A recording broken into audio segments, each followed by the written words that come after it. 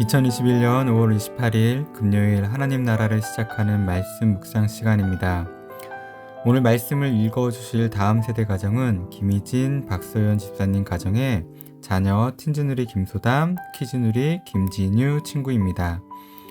오늘 잠언 15장 1절에서 18절 말씀을 새번역 성경으로 소담, 지유가 읽어주시겠습니다. 하나님의 말씀입니다. 부드러운 대답은 분노를 가라앉히지만 거친 말은 화를 돋운다. 지혜로운 사람의 혀는 좋은 지식을 베풀지만 미련한 사람의 입은 어리석은 말만 쏟아낸다. 주님의 눈은 어느 곳에서든지 악한 사람과 선한 사람을 모두 지켜보신다. 따뜻한 말은 생명나무와 같지만 가시 돋친 말은 마음을 상하게 한다. 어리석은 사람은 자기 아버지의 훈계를 없인 여기지만 명철한 사람은 아버지의 책망을 간직한다. 의인의 집에는 많은 재물이 쌓이나 악인의 소득은 고통을 가져온다. 지혜로운 사람의 입술은 지식을 전파하지만 미련한 사람의 마음에는 그러한 생각이 없다. 악한 사람의 제사에는 주님께서 역겨워하시지만 정직한 사람의 기도는 주님께서 기뻐하신다. 악한 사람의 길은 주님께서 싫어하시지만 정의를 따르는 사람은 주님께서 사랑하신다. 옳은 길을 저버리는 사람은 엄한 징계를 받고 책망을 싫어하는 사람은 죽임을 당할 것이다. 죽임과 파멸도 주님 앞에서 드러나거늘 사람의 마음이야 더 그러하지 않겠는가. 거만한 사람은 자기를 책망하는 사람을 좋아하지 않으며 지혜 있는 사람을 찾아가지도 않는다. 즐거운 마음은 얼굴을 밝게 하지만 근심하는 마음은 너를 상하게 한다. 명철한 사람의 마음은 지식을 찾지만 미련한 사람의 입은 어리석음을 즐긴다. 고난받는 사람에게는 모든 날이 다 불행한 날이지만 마음이 즐거운 사람에게는 모든 날이 잔칫날이다. 재산이 적어도 주님을 경외하며 사는 것이 재산이 많아서 다투며 사는 것보다 낫다.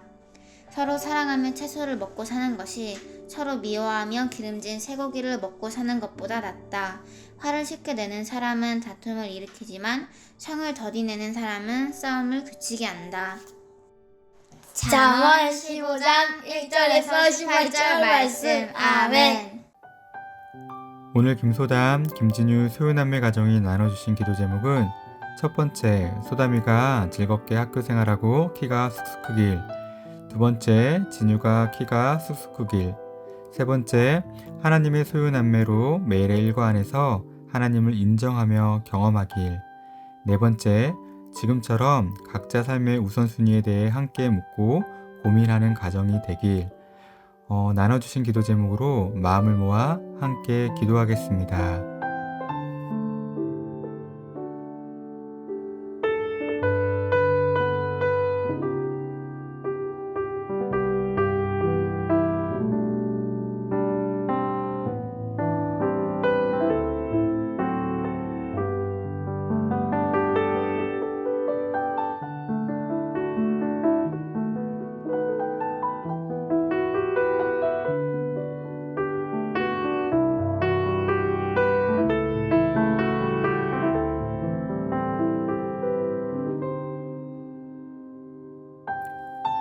사랑하는 주님, 하나님의 귀한 딸 김소담, 귀한 아들 김진유를 위해 기도합니다. 소담이 학교 생활에 평안과 기쁨이 넘치게 하시고 학교에서 만남의 복을 주시고 그 만남을 통해 더욱더 즐거운 학교 생활이 되게 하여 주시옵소서. 그리고 소담이와 진유, 소유남매가 더욱 건강하게 잘 자랄 수 있게 하시고 특별히 키도 잘 클 수 있도록 하여 주시옵소서. 매일 일상 속에서 하나님을 인정하며 하나님을 경험하게 하시고 하나님 안에서 각자의 삶의 우선순위에 대해서 함께 나누고 함께 주님의 인도하는 길을 잘 따라가는 복된 가정 이루게 하소서. 예수님의 이름으로 기도드립니다. 아멘. 잠언에서 계속적으로 반복해서 나오는 주제들이 있는데요. 그 주제들이 반복되어 나오는 것은 몇 번을 강조해도 지나치지 않기 때문일 것입니다. 잘 알고는 있지만 자주 실수하기도 하고 알고는 있지만 그대로 실천하기 어렵기 때문일 것입니다. 그 첫 번째가 말인데요. 요즘은 말이 참 많은 사회입니다. 이전보다 개인의 생각과 주장을 표현하고 말할 수 있는 통로가 많아졌기에 특별히 많은 영상을 통하여 사람들은 끊임없이 세상 속에 말을 쏟아내고 있습니다. 이 중에는 정말 유익하고 좋은 말도 많이 있지만 어떤 말을 들었을 때 마음이 불편한 것도 있습니다. 의분을 일으키는 것이 아니라 좋지 못한 분노를 일으키게 하는 말도 있습니다. 잔잔하게 냉철하게 판단하는 것이 아니라 감정에 치우치게 하는 말도 있습니다. 1절에 부드러운 대답은 분노를 가라앉히지만 거친 말은 화를 돋운다 라고 말씀하고 있는데요. 우리가 보고 듣는 말이 우리의 일상의 언어와 말에도 영향을 미치고 있기에 조금은 진지하게 생각해 볼 일입니다. 특히 우리의 자녀들이 쓰는 말에 영향을 미치고 있는 것은 분명한데요. 우리 자녀들이 학교에서 친구들과 쓰는 말과 가정에서 쓰는 말, 그리고 교회에서 쓰는 말이 다르다는 것은 우리 성도님들도 익히 잘 알고 계실 것입니다. 학교에서 교회 다니는 친구들이 친구들과 대화하는 말을 들었던 적이 있습니다. 그때 정말 깜짝 놀랐는데요. 특별히 나쁜 친구가 아님에도 불구하고 거친 말을 그냥 일상의 언어로 쓰고 있었던 것입니다. 그래서 분명한 것은 말은 영향력이 있다는 것입니다. 그리고 그 영향력은 인간의 전 인격에 영향을 미치고 있는데요. 4절에 따뜻한 말은 생명나무와 같지만 가시 돋친 말은 마음을 상하게 한다 라고 말씀하고 있습니다. 어떤 말은 생명을 살리고 어떤 말은 생명을 죽이는 말이라는 것입니다. 마음이 상한다는 것은 단순히 상처를 받았다라는 의미가 아닙니다. 이 마음 또한 잠언에서 매우 중요한 주제인데요. 김남준 목사님이 쓰신 거룩한 삶의 실천을 위한 마음 지킴이라는 곳에서 마음에 대해서 이렇게 표현하고 있습니다. 신자의 전 영혼을 부패와 불결로부터 순결하게 하시는 성령의 은혜로운 작업인 성화는 인간의 마음으로부터 시작됩니다.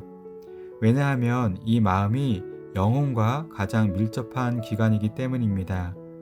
일반적으로 영혼의 참된 변화는 마음의 변화와 함께 시작되고 영혼 속에서 일어난 변화는 마음에 영향을 미칩니다.